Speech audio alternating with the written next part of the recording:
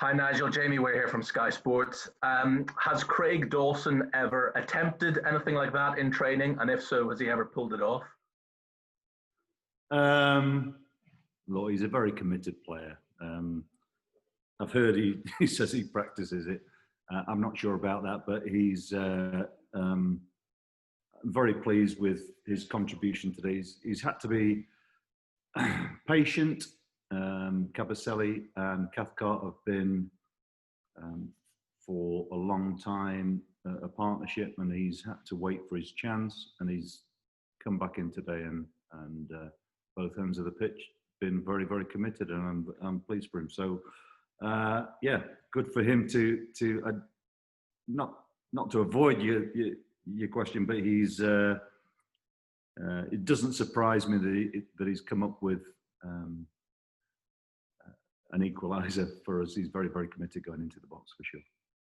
I think we've seen from all the games so far that clearly teams aren't quite match fit just yet, and you would expect that. The fact that you were able to summon up a goal in the 93rd minute of the game and keep going right till the end must give you a great deal of encouragement. Well, I mean, when you concede at the point that we did in the context of the game, with it being, you know, we've had a chance for sure. And certainly Leicester created more chances in the second half. It was a bit more open in the second half. Both sides were trying to find goal scoring situations. But yeah, when you concede so late, it can be very difficult to recover from. But yeah, we created one last chance and we're able to take it. So I'm really pleased for the players. I think when you consider the limited preparation time that we've had, and remember that the players came back in good condition physically. You know, it's not as if we've had to build too much on their base level of fitness, but to get into a match fitness conditions is not necessarily easy, especially in the short time frame that we've been working in. But they've done well, and I'm very pleased that we opted to go with the 5 substitutes to be used from 9, because we've used them all today. And if we could have used 6, we probably would have used 6 as well. It's helped us to negotiate a situation which, if that had not been the case, we may have picked up more injuries today, or picked up injuries. We've not really picked up injuries today, but we could have picked up injuries had it have not been like that. So I'm pleased that that when players have been called on to go and do a job, they've done it. And just finally from me, how was your experience of a behind closed door game? How eerie or surreal did you find it? Yeah, it's not easy. You know, I mean, I'm not going to hide from that.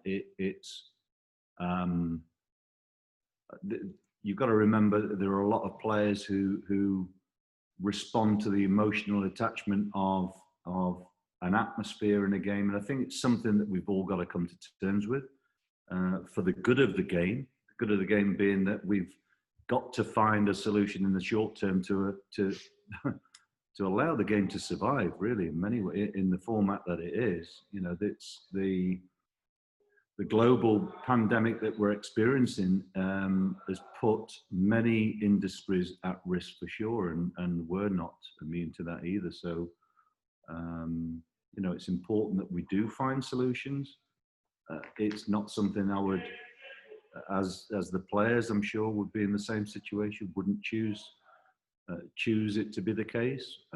It's certainly not the same without our fans and football fans. Let's remember that it is all about this game is for the supporters, and so it's not straightforward. But I'm really pleased with how our players have been able to detach themselves from the potential negatives of the situation and still be able to perform. I think we've played pretty well today, and bearing in mind playing against a very good side who are having a very successful campaign so far.